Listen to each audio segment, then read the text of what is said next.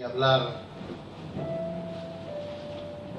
y he visto algo que me ha llamado mucho la atención, que cuando Dios viene a hablar con Job, le habla, lo convence, le arregla el problema.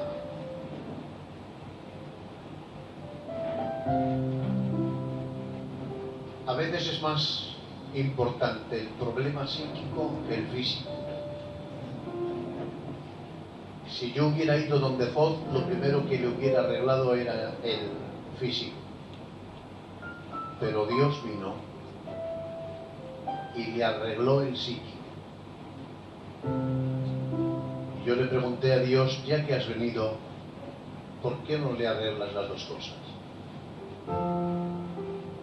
Has venido, lo has convencido, se tapa la boca, dice que nunca más volverá a hablar.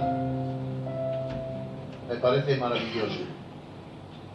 Pero ¿por qué no le has regalado ya la bendición de la sanidad? Y el Señor tiene que decirme, esa es una recompensa, no de la queja, no del lamento, no de la protesta. Esa recompensa la dejo, como está escrito en la palabra, la aflicción de Job le fue quitada cuando él hubo orado por sus amigos. Es decir, la aflicción de Job le fue quitada cuando él hizo algo en beneficio de otros sin haber tenido resueltos sus propios problemas. Cuando haces algo en beneficio de otros sin tener resueltos tus propios problemas, porque si esperas hacer algo en beneficio de los demás, cuando tus problemas estén resueltos, probablemente te se pase la vida y no puedas hacer nada. Pero haz algo, que no todos los problemas son quitados por medio de una palabra. Hay problemas que están reservados para la recompensa de la utilidad. Cuando haces algo en beneficio de otros, sin estar restaurado tú, eso lleva consigo una promesa. La aflicción de Job le fue quitada cuando él hizo algo en beneficio de otros, estando con la sarna maligna en todo su cuerpo. Puedo decir, hermanos, de verdad os lo digo con el alma, creo que yo soy el fruto del pasado, creo que soy el hijo del pasado, pero Dios me está convirtiendo en el padre de este futuro. Sé bien lo que estoy diciendo. Si como hijo he fracasado y no soy el resultado que debiera, como padre no quiero fracasar. Porque Dios está levantando una generación nueva, una estirpe nueva, sangre real, hombres legítimos, con carácter, para que haya una conquista de las naciones, para que haya una conquista de los territorios. Dios no tan solo nos ha llamado a centrar el avivamiento en nuestra iglesia, porque todo avivamiento centrado en satisfacer la necesidad de una iglesia tiende a desaparecer. Pero Dios nos ha llamado al progreso, al avance, a crecer, a multiplicarnos, a la conquista.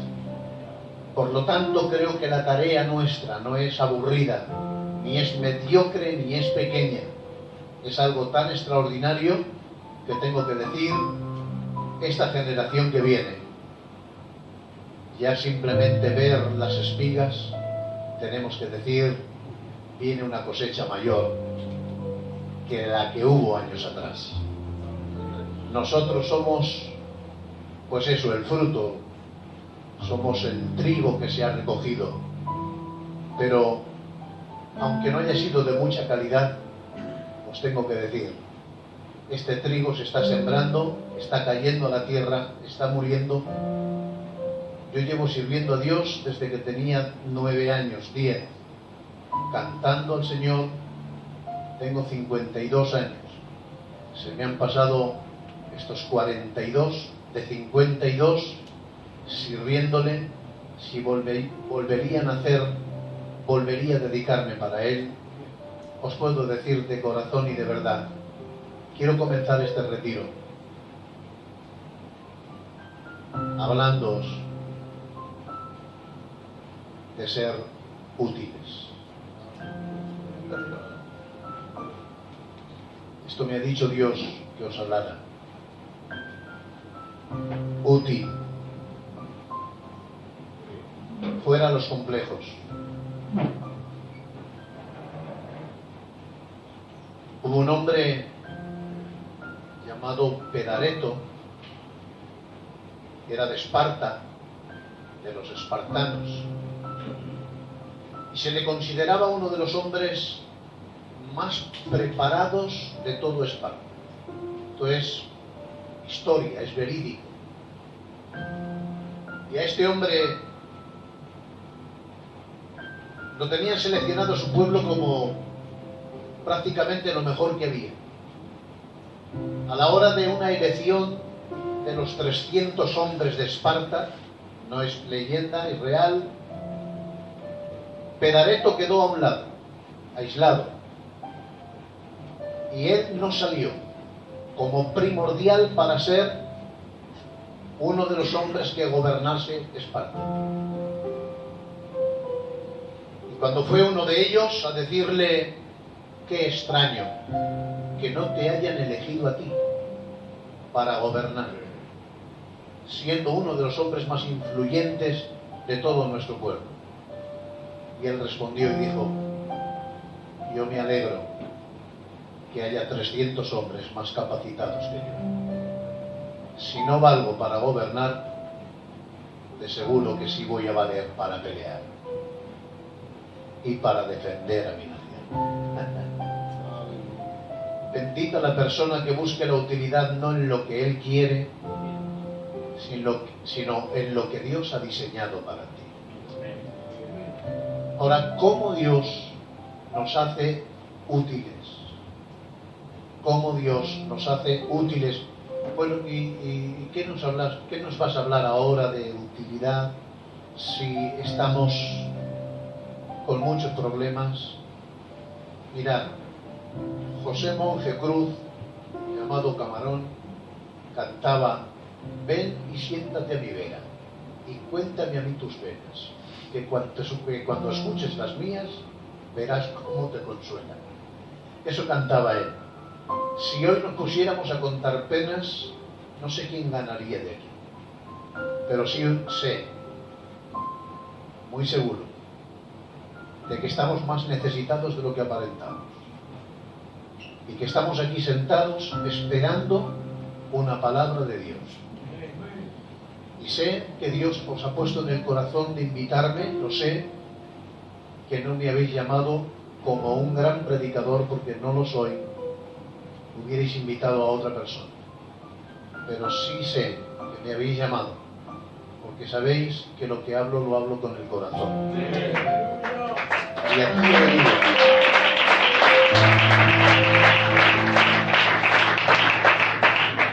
Aquí he venido a compartiros mi sentimiento. Sé que haciéndote útil,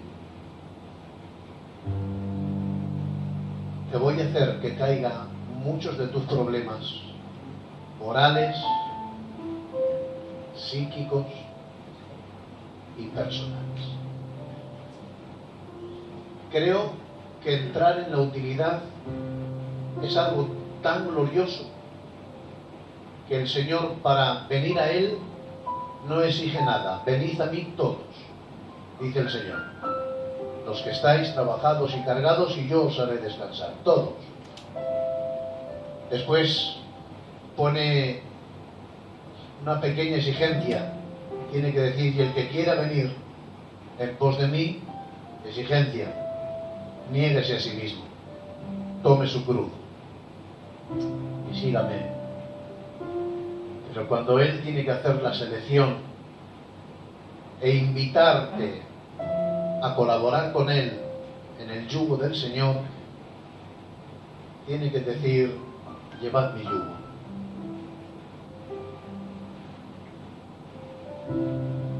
Me parece totalmente imposible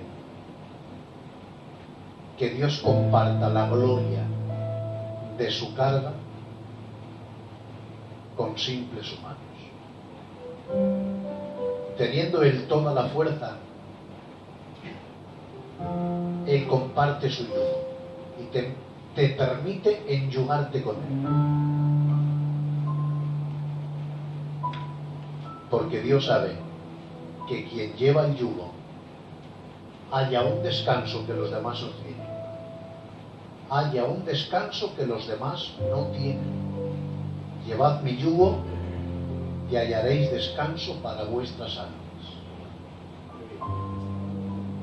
No habrá gente más descansada que el que trabaje para Dios. Solo hay un trabajo que produce descanso, y es el trabajo de Dios. Así que quiero comenzar este retiro animándoos: sed útiles. Y para ser útil, yo os voy a hablar algunas cosas que están en mi corazón. Recibí una palabra con un detalle predicando en las casas baratas, cuando el hermano Perico estaba de pastor, hace 5 años, si no recuerdo mal, y mis apuntes no me fallan.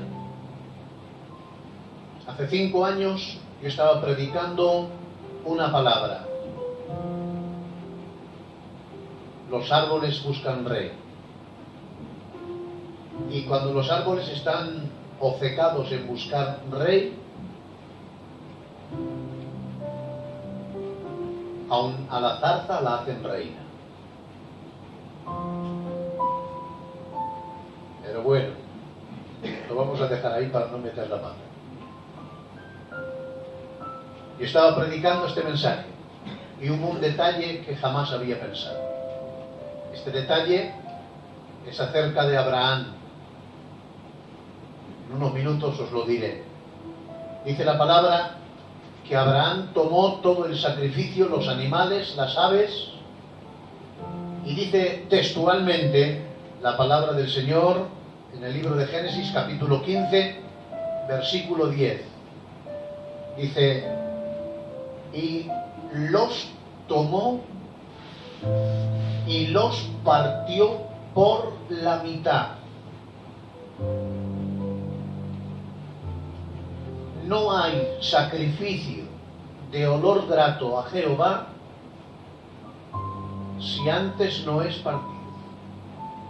Tiene que ser partido. Tiene que ser desquebrajado. Tiene que ser roto. Y esto me entusiasma.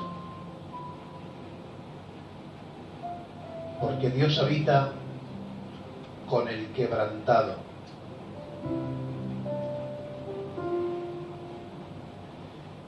Y a su propio Hijo, dice la Biblia, aunque nunca hizo maldad, ni hubo engaño en su boca, con todo y eso, o sea, no lo quebrantó por la maldad ni por el engaño. Lo quebranta para hacerlo útil. Con todo eso Jehová quiso quebrantarlo, sujetándole a padecimientos. Dios. Solo con el quebrantado, la Biblia dice que el corazón contrito y humillado no lo menosprecia el Señor. Cuando yo miré lo que significa la palabra contrito, me encontré con una sorpresa. Significa hecho añicos. Lo que ya no se puede volver a reconstruir. Dice el Señor que no menosprecia un corazón contrito. ¿Hay alguien aquí que está hecho añicos? Aquí está el especialista. Yo he dicho en varias ocasiones que por algo eligió Jesús el oficio de carpintero. No eligió ningún otro oficio, carpintero. ¿Saben por qué? Porque es el único oficio que del árbol caído no hace leña, sino que la aprovecha hasta el más pequeño de los trozos.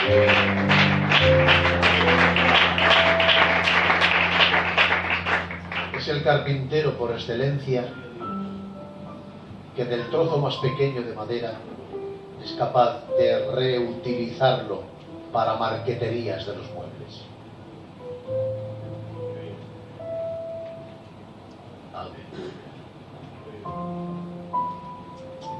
Yo estaba pensando que si Abraham partió el sacrificio, me sorprendió algo que lo he dicho muchas veces, pero que me sigue sorprendiendo, creerlo, me sigue sorprendiendo.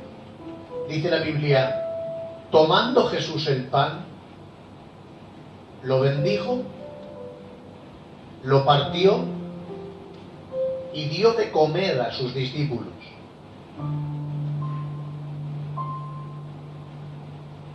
Tomando Jesús el pan, primero que toma.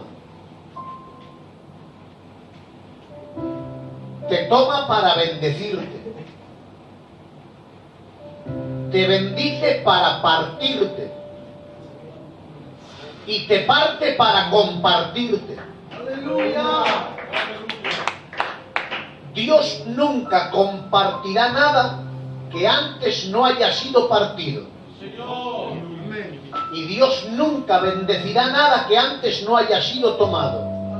Te toma para bendecirte, te bendice para partirte y te parte para compartirte. Amén.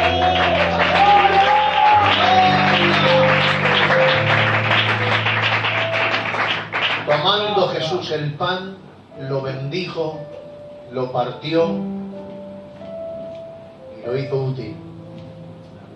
Dio de comer a sus discípulos. Si alguien pretende ser útil a Dios, piensa que tienes que entrar por la escuela del rompimiento, del partimiento. Completo no sirves. Hablando del pan, me llama mucho la atención que los dos que iban en el camino de Emaús no lo reconocieron por la forma de hablar ni la forma de andar. Dice textualmente la palabra, y lo reconocieron en la forma de partir el pan. ¿Qué forma tan peculiar no tendrá de partir el pan? Que nunca lo hará con cuchillo, lo hará con sus yemas. Bendita la persona que sea tratada por Dios, que haya sido tomado por Dios para ser bendecido, y una vez bendecido ten en cuenta que serás partido, y siendo partido estarás preparado para ser compartido. Esta es la introducción de mi mensaje y creo que ya está dicho todo.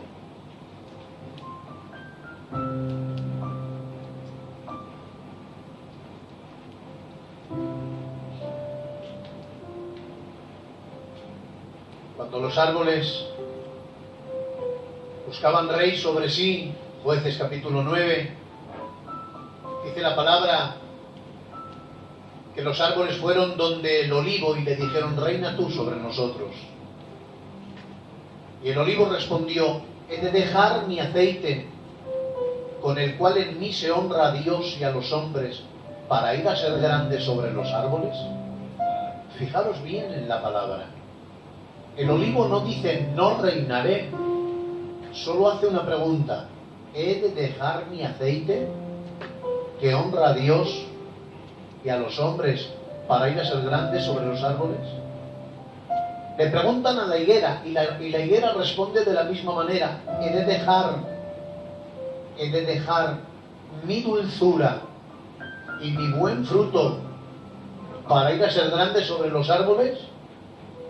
Y la vid responde de la misma manera: he de dejar mi mosto que alegra a Dios y el corazón de los hombres para ir a ser grande sobre los árboles.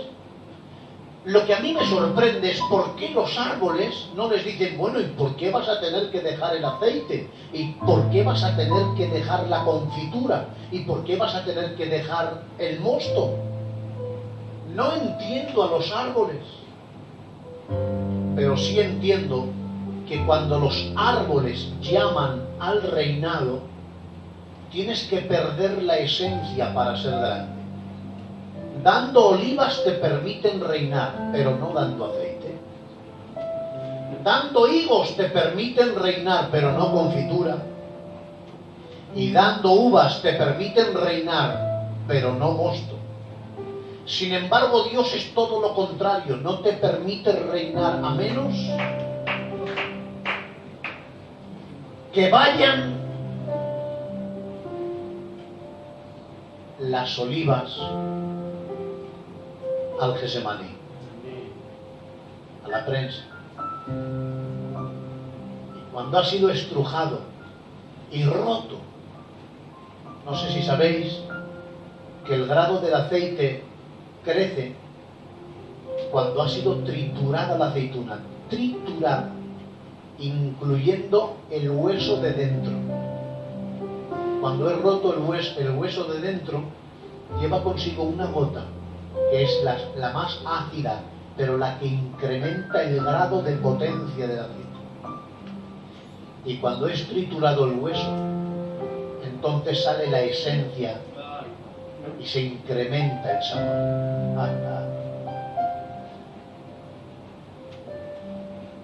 El olivo reinó sin que los árboles se lo ofrecieran.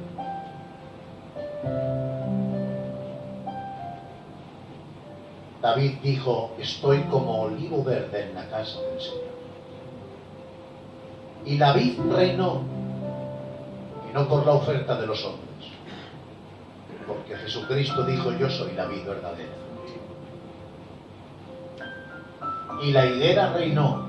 Está comparado al ministerio de Salomón, que con su dulzura y la gran sombra de su árbol podía llenar la tierra. Señores, si los tres reinaron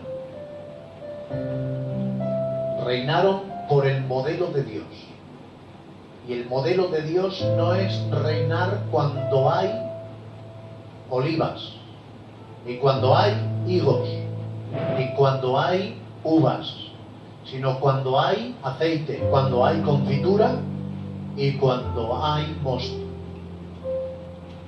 Enteraros bien que son los tres procesos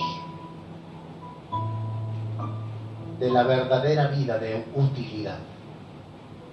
Primero pasarás por la prensa, pasarás por el Gesemaní, donde tablas estrujarán tu propia vida y triturarán hasta lo más íntimo de los tuétanos de tu vida.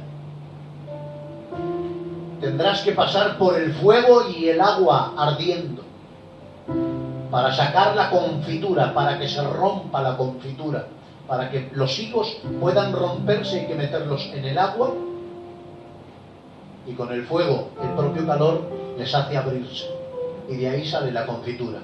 Yo no sé si sabéis que el árbol sicómoro donde se subió Zaqueo precisamente era una higuera, pero una higuera salvaje. Pero no sé si sabéis que de ese tipo de higueras salvajes los higos no se pueden comer, porque tienen una acidez tan grande, que no se pueden comer. Pero a esos mismos higos, haciéndoles un pequeño agujero, una pequeña incisión hay que romperlos para que en su rotura, en su herida, comiencen a expulsar la hiel que tienen dentro. Y expulsando la hiel que tienen dentro, se convierten en las brevas más elegidas del mundo. Por algo sacó Dios de un sicómoro, sacó Dios a un Zaqueo. Porque había ese higo desechado por todos, agrio para todas las bocas, pero nada más tocarlo, él ha perdido toda la hiel que tiene por dentro y tiene que decir: si en algo he defraudado a alguien, se lo devuelvo para mí. Aleluya. Benditas las heridas provocadas por el mismo Dios. Aleluya. Siempre hemos predicado del Dios que sana, y yo predico mucho del Dios que obra milagros. Pero no sé si conocéis al Dios que hiere. Pero Dios hiere, pero sus manos curan. Nunca dejará Dios que una herida provocada por Él la cure nadie. Ese especialista sabe hasta dónde llega su puñal. No sé si lo sabéis, pero la palabra misericordia también se le aplicaba a un cuchillo para dar muerte a un animal que sufría. La palabra misericordia se utilizaba con un animal que estaba herido y era la puntilla que le daba la muerte final, pero a ese mismo puñal se le llamaba misericordia porque era un acto misericordioso para que el animal no estuviera sufriendo más. Cuando un caballo se rompía una pata, cuando un buey había perdido cualquiera de sus miembros, se le daba el puñal, el golpe de gracia.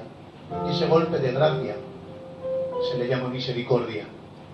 Dejadme deciros algo: la misericordia de Dios se ha extendido para tocar nuestros corazones y hacer salir la hiel de nuestra amargura, de lo que nos hace inútiles, de lo que verdaderamente nos estorba nuestra humanidad. Dios está tratando con nuestro orgullo, porque no te olvides, si hay tablas para presionarte,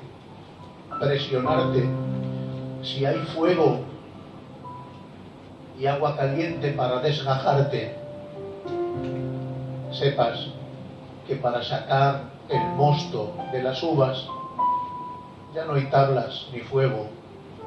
Ahora son pies de hombres los que tienen que pisotearte. Y cuando te han pisoteado, eso solamente lo sabe quien lo vive, porque no hay dolor más grande, no de las tablas ni tampoco del fuego, pero cuando te pisotean los hombres más indignos, porque solo hablan los hombres más indignos. De tantas mujeres que tuvo David, solo una era estéril, solo una, y fue la única que le criticó. Hoy los más estériles son los más dispuestos a hacer daño, los más secos. No habla el que vale, porque el que vale no habla. ¡Aleluya! Pero los más cobardes son los que cizañan y los que siembran discordias. Pero bendito el hombre que haya sido metido en el lagar de Dios, y como dice el libro de los Salmos, hiciste cabalgar hombres sobre mi cabeza. Y cuando han cabalgado hombres sobre tu cabeza, estás sacando la esencia de la vida, la esencia de las uvas. Colegas, si queréis ser útiles, hay que pasar por la escuela de Dios. Y bendita la persona que esté siendo tratada por Dios, porque no te va a negar el agua, ni te va a quemar el fuego. Solo la escoria va a arder y caminarás sobre lo imposible, porque Dios está contigo.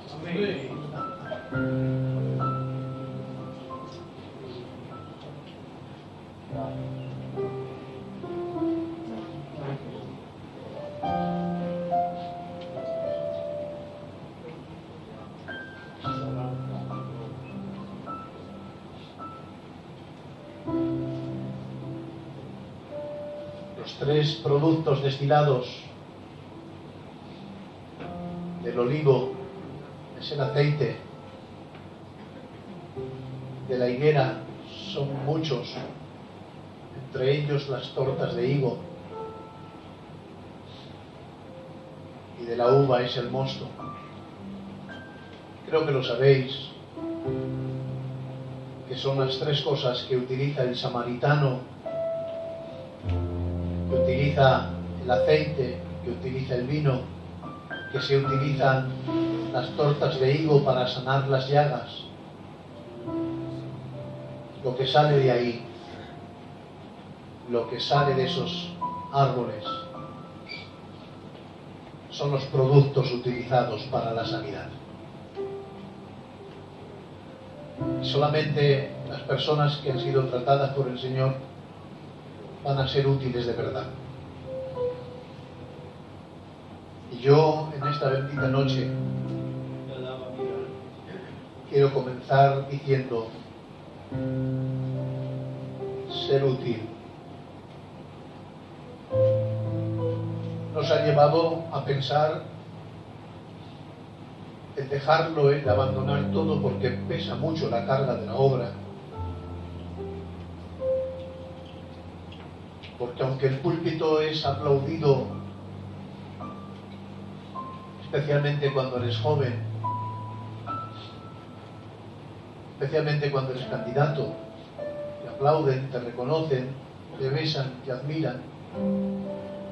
Pero cuando el púlpito comienza a tener el verdadero peso en tu propia vida,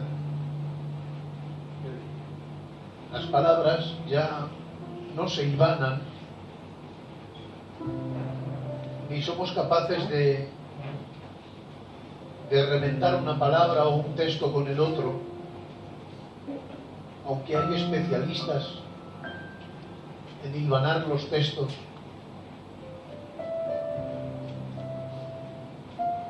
Te comienzan a citar versículos y parecen ordenadores tratando de exhibir sus talentos, pero los púlpitos están vacíos de poder, están vacíos de gloria. Y si falta eso de que te vale el aplauso y el reconocimiento. Y lo mismo digo para cualquier persona que haga cualquier tarea, de que nos vale tener mucha potencia para cantar, si en nuestra canción, cuando hemos terminado, no está la gloria de Dios en nuestros medios. Os tengo que decir, amigos, estar reservado por Dios.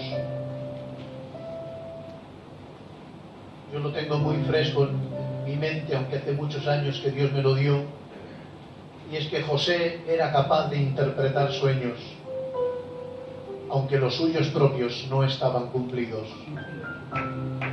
Qué difícil es interpretar sueños cuando los tuyos propios no se han cumplido. Pero qué precisión tenía José interpretando sueños. Pero si los tuyos no se han cumplido, si estás en una cárcel, ¿y qué mal me da? Si él no es hombre para que mienta, ni hijo de hombre para que se arrepienta.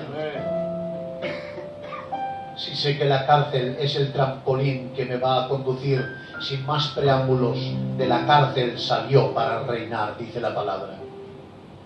Yo tengo que deciros que cuando él trata con una persona, y esto lo digo con dolor, pero sé bien lo que digo, te ama Dios más quitándote la túnica que tu propio padre llamado Jacob poniéndotela. Tu padre te la pone para ser el distinguido y Dios te la quita para que entres desapercibido. Porque si entras con vestidos reales no te darán entrada en Egipto. Pero a los que son enviados por Dios, algunos van disfrazados de esclavos, arrastrando cadenas. ¡Aleluya! Pero son la solución del mundo.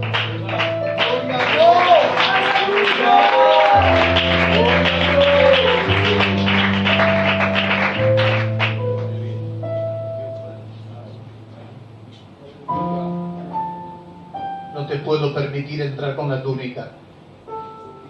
Tengo que dejarte arrastrar cadenas. Y en medio de los esclavos no te rechazarán en la tierra. Entrarás en Egipto como un esclavo más.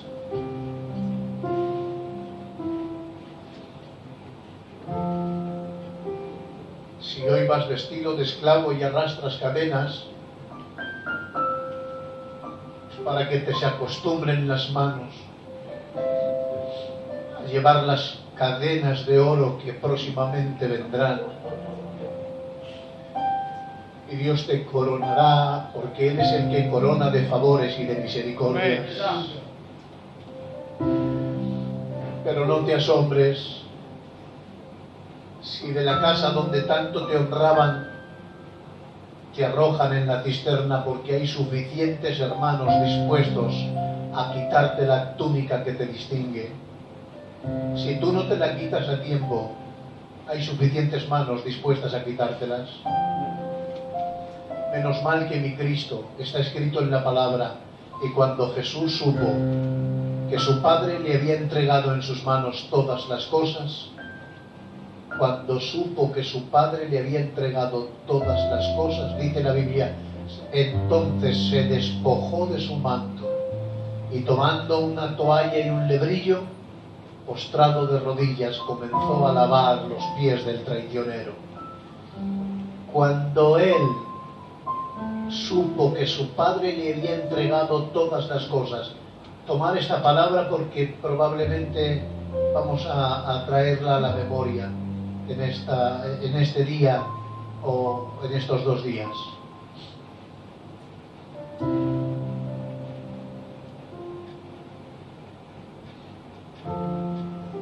Jesucristo no se humilló para ser grande.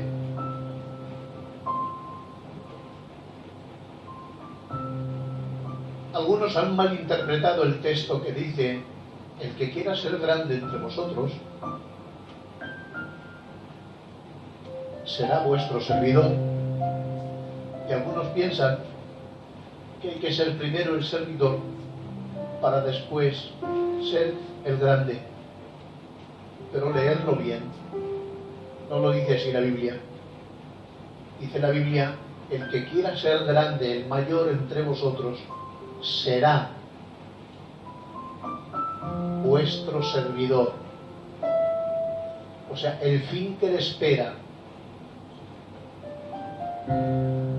es que el logro más grande que tendrá es que se llegará simplemente a ser un servidor.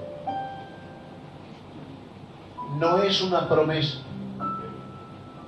Lo que el Señor está diciendo, ¿qué es? ¿Una promesa o una condena o una sentencia? Es una sentencia. El que tenga pretensiones de ser grande nunca llegará a ser nada.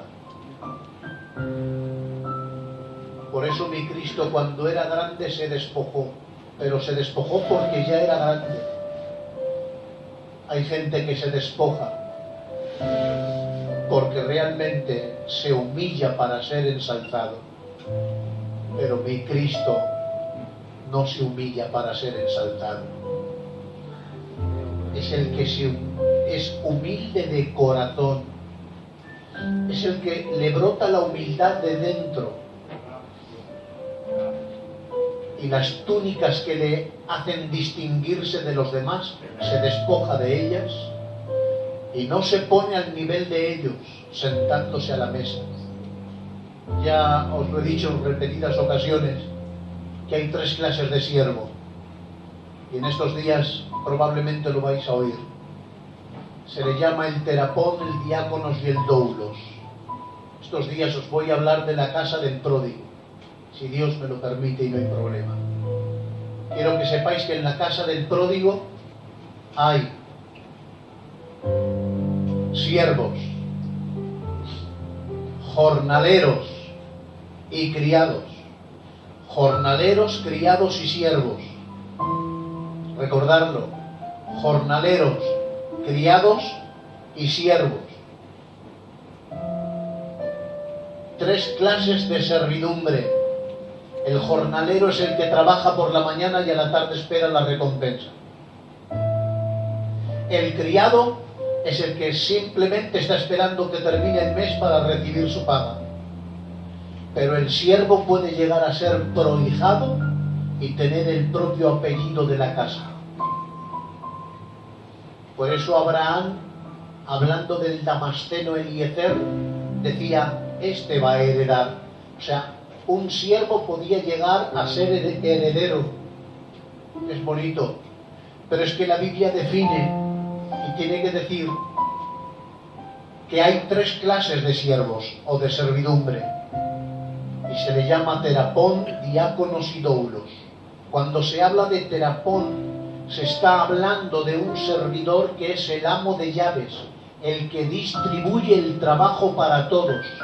Dice la Biblia, Moisés fue fiel en toda la casa de Dios como siervo. Esa palabra se interpreta terapón, el amo de llaves, el que hace el reparto del trabajo.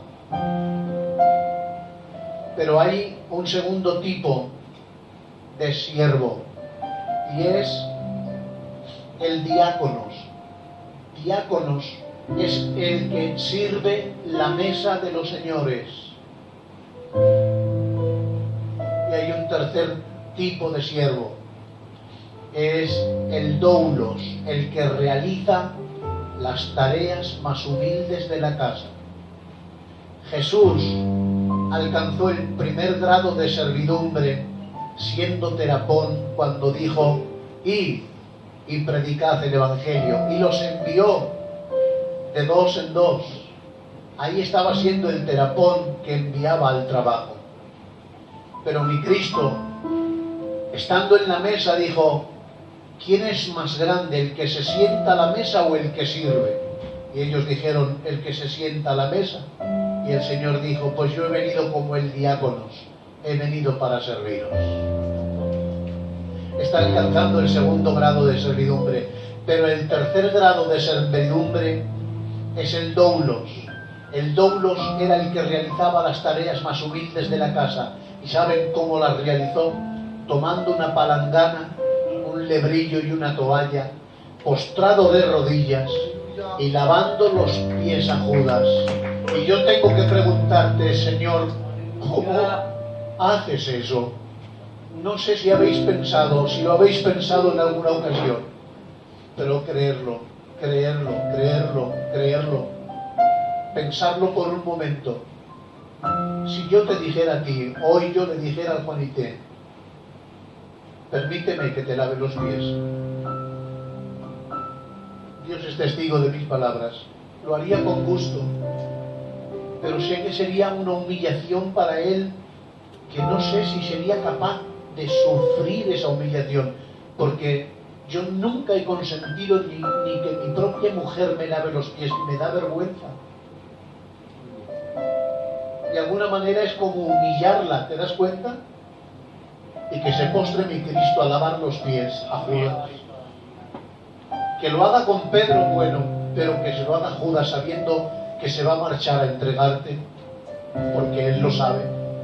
Y le pregunto, ¿por qué lo haces? Y el Señor me tiene que decir, para que nunca pueda decir Judas que de mi presencia se marchó sucio. Se fue.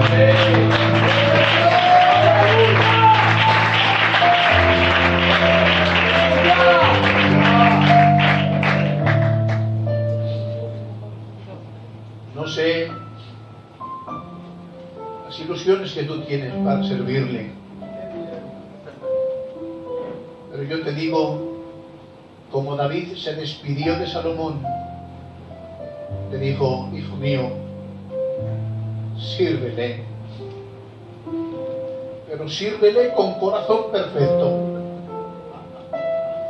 y con ánimo voluntario, porque Jehová escudriña la mente y conoce el intento más profundo del corazón.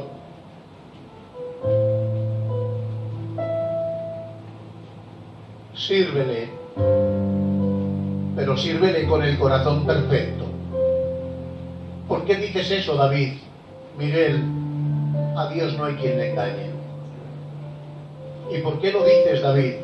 Mira, Miguel, en una ocasión yo dije, yo habito en casa de cedro y el arca de Jehová está entre cortinas. Y cuando me oyó el profeta Natán, me aplaudió y me dijo, haz todo lo que tienes en tu corazón. Me aplaudió el profeta y me reconoció que quería hacerle casa para Dios.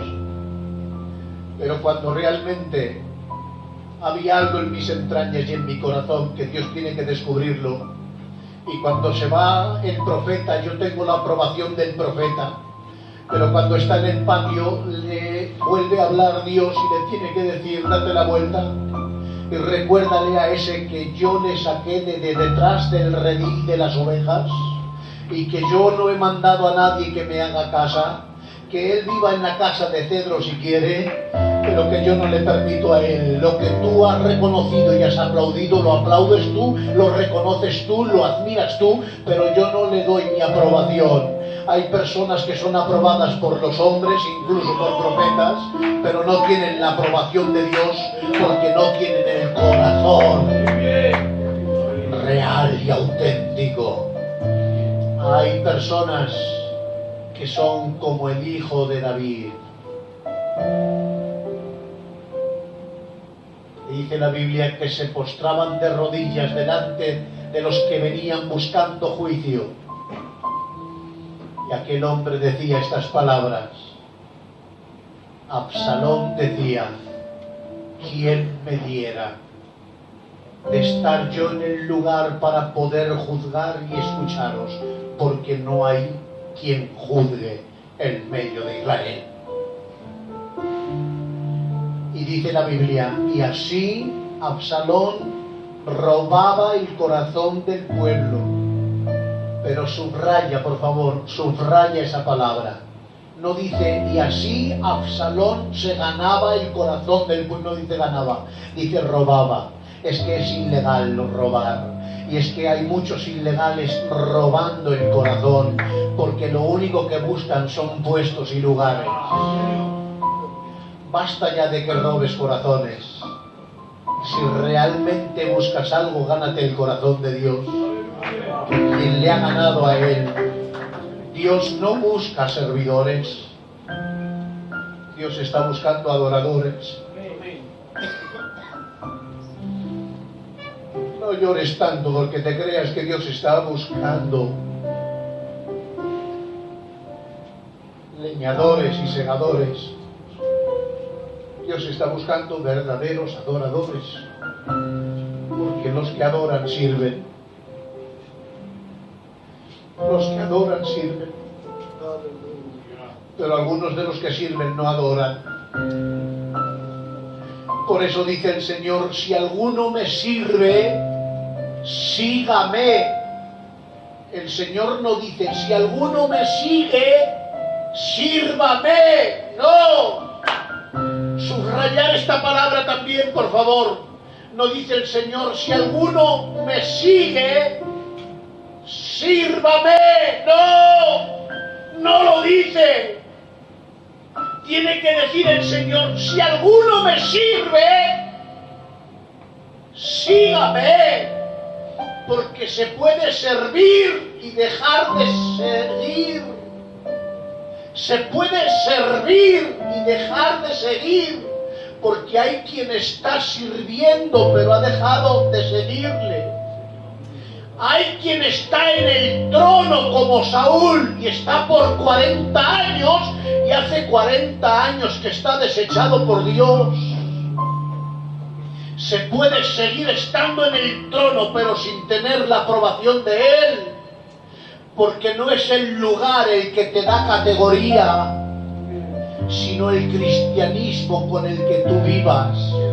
Porque crecimiento no es otra cosa que un aumento en la comunión con Dios. No me digas el puesto que tienes. Dame la mano y con el saludo que tú me des, yo te diré la grandeza que tú tienes. Porque se respira cuando alguien sabe a Dios. Y si hay una reprensión verdadera y una exhortación justa, es cuando vemos a un hombre santo y a un hombre ungido. Esa es la mayor reprensión.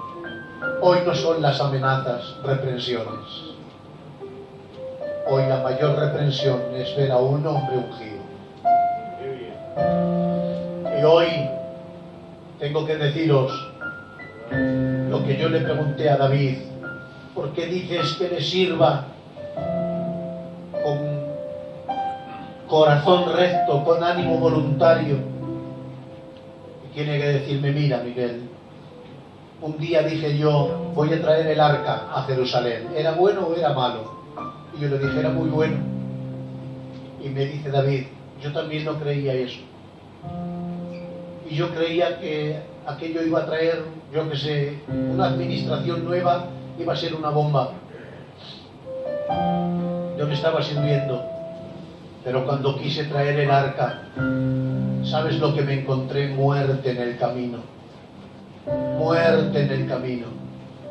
Y allí murió un hombre, Uza, que llevaba el carro con el arca, cayó muerto. Me dio tanto temor que ya no me atrevía a traerla a Jerusalén. Lo que yo estaba haciendo en apariencia era un acto de bondad y era un acto extraordinario, pero dentro de mí mandé construir un carro nuevo cuando yo sabía que el arca no podía llevarse en carros porque los bueyes no distinguen entre peso y peso, y tenía que llevarse en hombros de hombres. Y yo lo quería hacer más fácil, me inventé una moda nueva. Por eso, antes de marcharme, tengo que decirle a mi hijo: sírvele con corazón perfecto y con ánimo voluntario. Mirad, está escrito en la palabra, y ya entro en la recta final. Dice el Señor: nada hagáis por vanagloria. A Dios no le compras con lo que hagas. Aunque te mantengas toda tu vida de rodillas, no mereces ser usado por Dios ni un solo instante. Aunque te mantengas durante media vida en ayuno, no mereces ser bendecido por Dios. A Dios con nuestras labores no le compramos. Solo que con las labores hay tales recompensas que aun los que somos dañados, porque quien corta piedras con ellas se hiere, aun los que somos dañados en el trabajo, después es tal la sanidad interior que trae Dios a las heridas del alma, que te hace remontar de nuevo y ya no puedes vivir sin ser útil. Por eso, si conocéis a hombres y tenéis a padres que no saben vivir sin la actividad del Evangelio, es porque hemos entendido que hay una recompensa tan grande en la utilidad, que no sabemos vivir sin ser útiles, porque la utilidad trae tal bendición que eso es lo que verdaderamente nos engancha a seguir o a continuar trabajando. Amigos, el que edifica heno, hojarasca y madera, bien lo sabe él y hace la separación. Pero el que edifica oro, plata y piedras preciosas, bien lo sabe él y quema lo inservible. Demasiadas obras. Voy a entrar en la recta final. Yo he dicho en alguna ocasión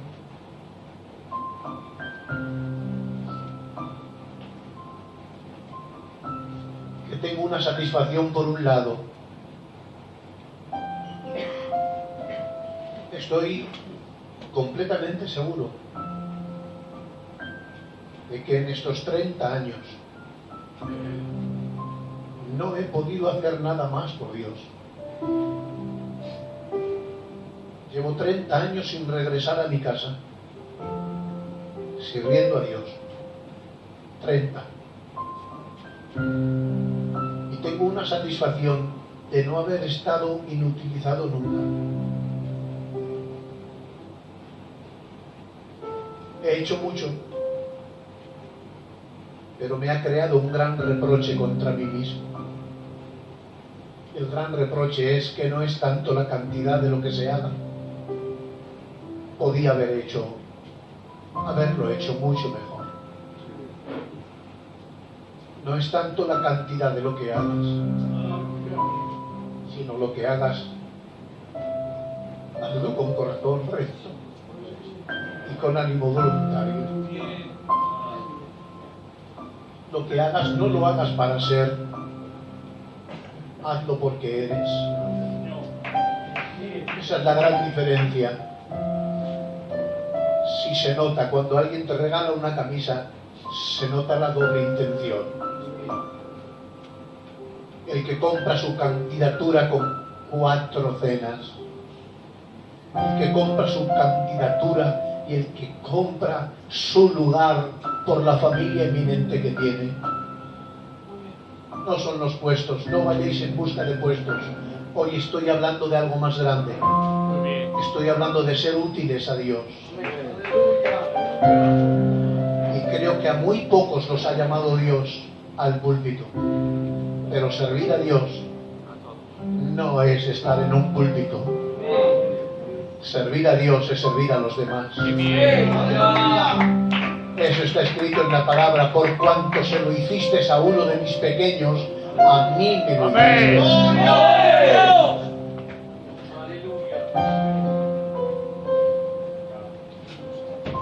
Me levanté una madrugada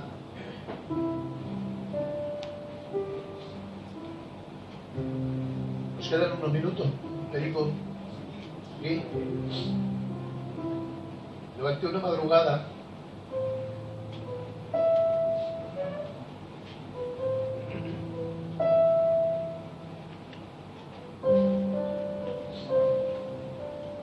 a las 5 de la mañana. Me levanté para salir de viaje.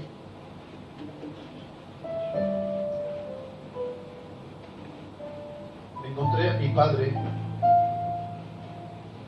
Mi padre siempre ha sido un hombre de Dios, un predicador, un siervo del Señor. Hace 11 años que el Señor se lo llevó. Pero mi padre ha dedicado su vida para el Señor. Aquella mañana me lo encontré a mi padre con un frío terrible. Quiero recordar que estábamos a 15 grados bajo cero en la calle. Vi a mi padre con una manta. Y yo le dije a mi padre: pero padrecito, ¿qué haces? Échate a la cama, hombre, que Dios ya ve. No teníamos calefacción en la casa. Me dijo mi padre: hijo, si tú sales ahora para predicar la palabra, ¿cómo comprendes que voy a dejarte yo sin orar por ti, para que Dios te utilice? Y yo le dije: padrecito, por favor, échate a la cama, déjame,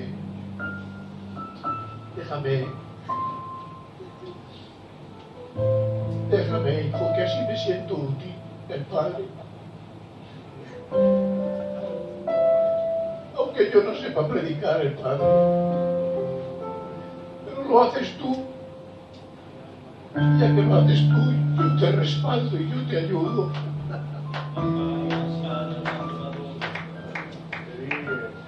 Siempre he creído el impulso de mi ministerio y porque tenía a mi padre que oraba y ayunaba siempre que yo me marchaba de casa.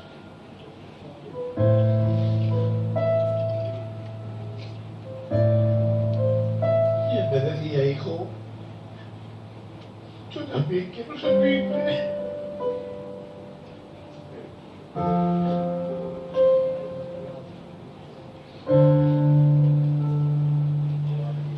Tengo un tío que está con el Señor.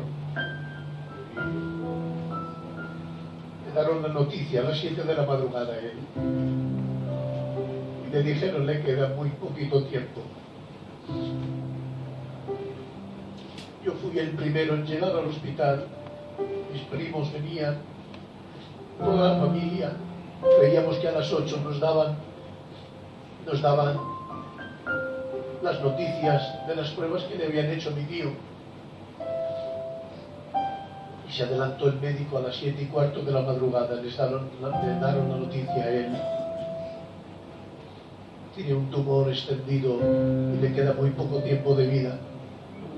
Cuando llegamos al hospital, mi tío tenía 65 años. Estaba con un deseo de servir a Dios, con una fuerza. 41 años de ministerio, más de 30 iglesias levantadas y abiertas por él. Y cuando entramos todos, él está sobrio, serio, se nos queda mirando y nos dice, tranquilos, no pasa nada, dejarme solo con mi sobrino.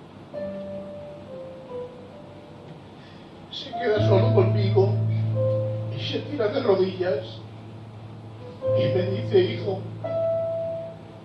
¿cuánto tiempo me queda? El médico me ha dicho que muy poco.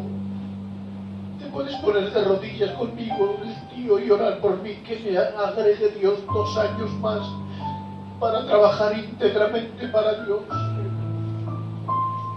Y yo le dije, pero tío, si llevas 41 años sirviendo, más de 30 iglesias que has abierto, ¿qué satisfacción tienes que tener? Me muero insatisfecho, hijo.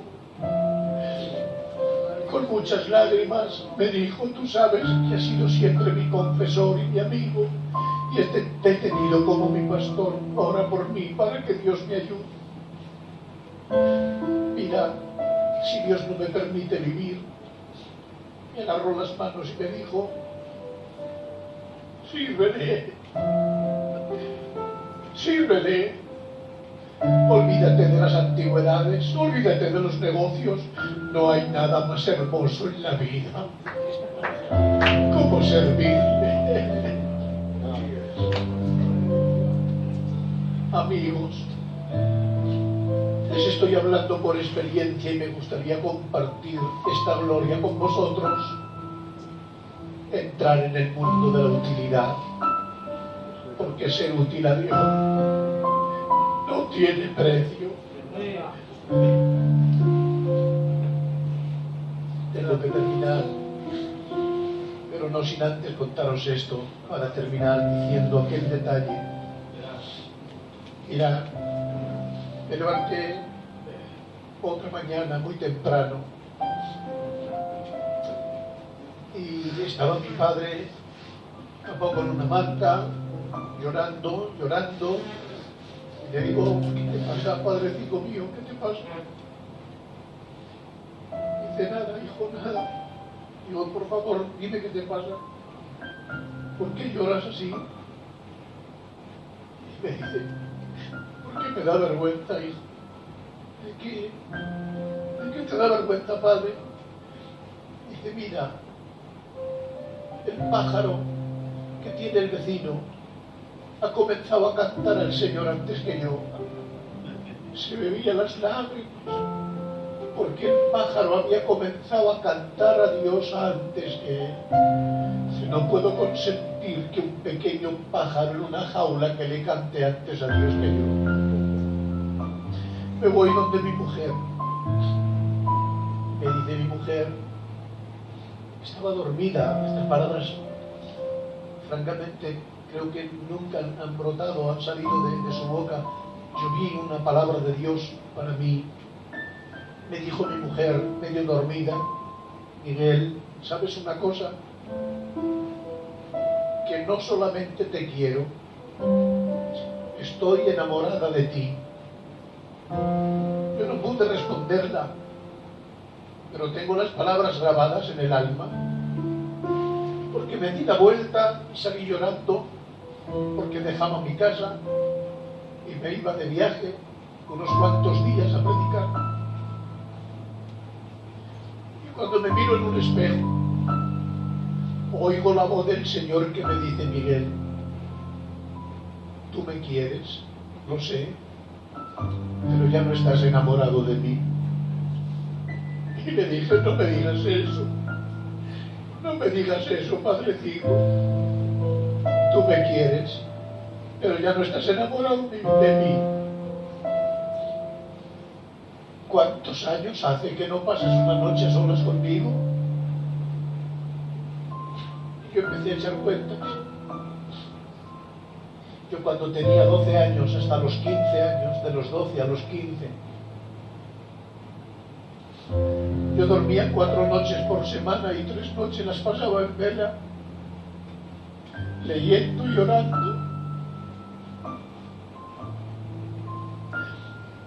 Así pasaron 3 años y eché la cuenta y me dijo el Señor: ¿cuántas noches has pasado en hospitales velando a personas? Y yo dije: muchas. Pero ¿y conmigo cuántos años hace que no te quedas una noche a solas conmigo? Yo dije: es verdad, me quieres, mucho me quieres, pero ya no estás enamorado de mí. Porque yo le acababa de decir una palabra, le acababa de decir a Dios: tantos años te sirvo, no habiéndote desobedecido jamás, y no me has dado ni tan siquiera. Les dejaba muy poco dinero en casa, no les llegaba para todos los días que yo me iba de viaje. Y yo decía: no puedo dejar esta escasez. Y me salió el reproche: tantos años te sirvo, no habiéndote desobedecido jamás. Salió una queja de un servidor a un patrón. Acordaros, porque esto lo voy a reflejar en el hijo pródigo cuando os lo predique. Tantos años te sirvo, no habiéndote desobedecido jamás. Me estás tratando como patrón, yo no soy tu patrón. Y me dice el Señor: lee, abre la Biblia. Me tuve que abrir la Biblia, Marcos capítulo 3, y dice: y llamó así a los que él quiso y vinieron, y dice la Biblia: y apartó a 12 para que estuviesen con él. Yo te he llamado para que estés conmigo, no te he llamado para que hagas nada. Si no quieres, no trabajes, no viajes, no prediques, no hagas nada, no pastorees, pero estate conmigo.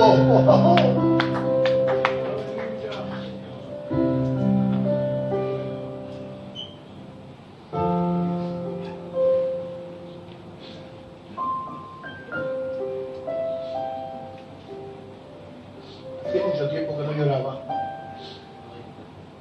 muchos meses hacía que no lloraba, pero hay una gloria sobrenatural.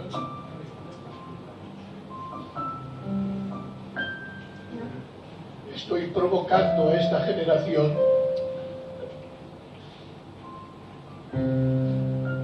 levantaros como poderosos gigantes.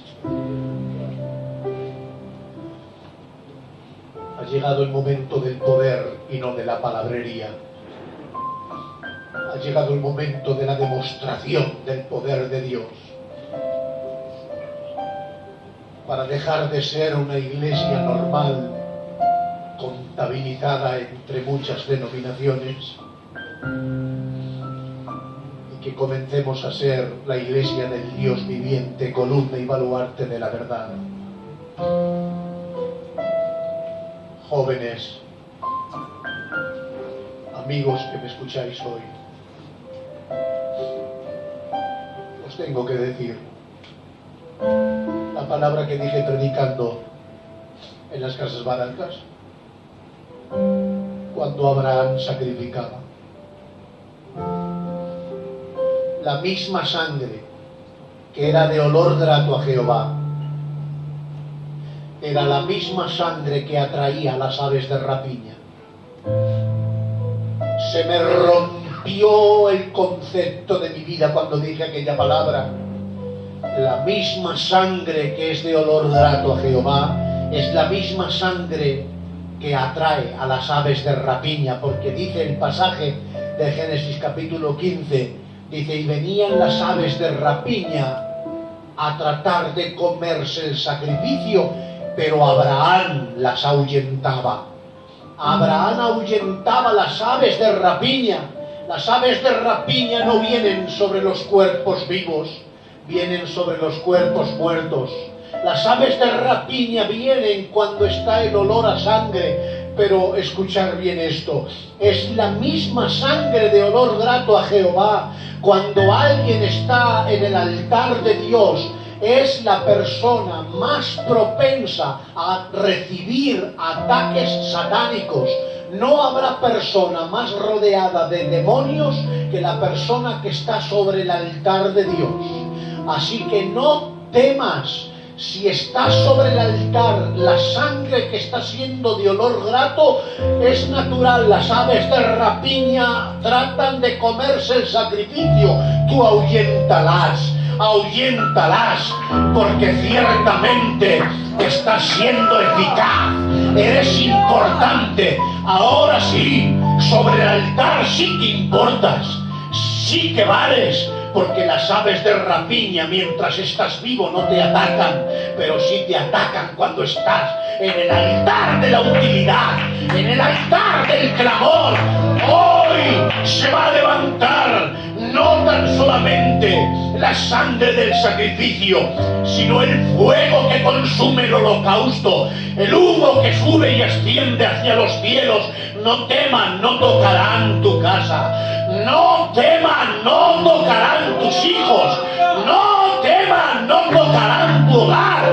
Mientras estés como sacrificio de olor grato a Jehová, vendrá Él, el sacerdote por excelencia, a ahuyentar las aves. Y tengo que decirte, no habrá persona más protegida tampoco, porque David nunca se sintió más protegido en ninguna cueva, ni en la cueva de Adulán se sintió seguro, pese a que estaba rodeado de 400 valientes. Pero metido en la cueva de Adulán, su corazón temblaba, su cuerpo desfallecía, su cuerpo le temblaba. Pero cuando está en la presencia de Samuel, cuando la gloria de Dios invade, cuando viene el enemigo, ahí está David y lo mira a los ojos. No había podido mirarle en ninguna ocasión.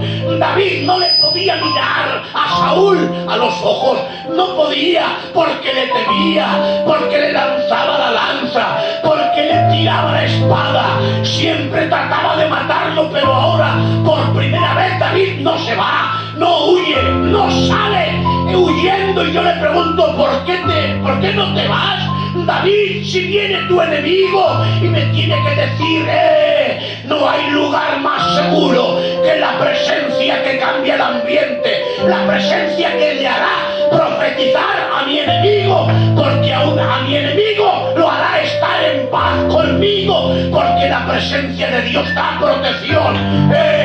No temas, no temas a la contaminación del ébola, no temas a la contaminación que pueda haber en la tierra, no temas a la saeta que muera de día, no mires a la conspiración que se ejerce de noche, no temas a la sombra, porque realmente Él se convierte en abrigo, Él se convierte en fuego.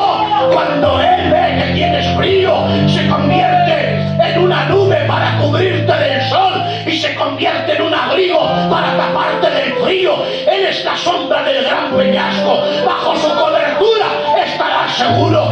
No teman los servidores de Él, porque Jehová acampa alrededor de los que le temen y los defiende. Jehová está contigo como poderoso gigante. Tu casa está bendecida, tu casa está protegida, la mano de Dios está contigo, y por lo tanto este es el momento de cantar victoria.